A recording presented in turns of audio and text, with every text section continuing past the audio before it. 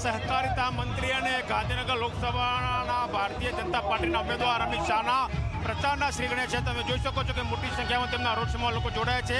આપણે સીધી વાત કરીશું અમિતભાઈ શાહ સાથે. અમિતભાઈ, અબ કી બાર 400નો લક્ષ્યાંક કઈ રીતે? देखिए, मैं पूरे देश में घूमकर आया हूँ. हर जगह पे अब की बार 400 पार के समर्थन में देश की जनता खड़ी है.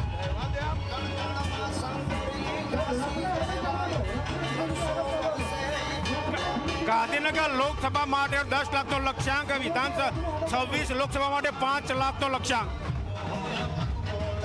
ગુજરાતમાં દરેક સીટ પર ભાજપની લીડમાં વૃદ્ધિ થશે. સર, કેટલીક જે પ્રકારની જર્મની ઉમટી છે, ત્રીજી ટર્મમાં કઈ પ્રાયોરિટી રહેશે સરકારની? ત્રીજી ટર્મમાં કઈ પ્રાયોરિટી રહેશે? અમે અમારું સંકલ્પ પત્ર લોકો સામે મૂક્યું છે. ગરીબ કલ્યાણનું અભિયાન ઓર મજબૂતીથી આગળ વધશે.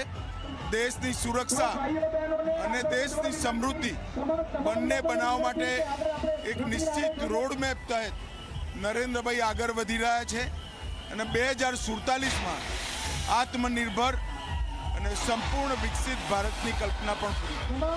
તમે જોયું કે આ હતા કેન્દ્રીય ગૃહ અને સહકારિતા મંત્રી અને ગાંધીનગર લોકસભા બેઠકના ભારતીય જનતા પાર્ટીના ઉમેદવાર જેનું કહેવું છે કે 26 બેઠક ઉપર લીડમાં વૃદ્ધિ થશે અને 2047નું લક્ષ્યાંક જે રાખ્યું છે તેની સાથે ભારતીય જનતા પાર્ટી આગળ વધી રહી છે.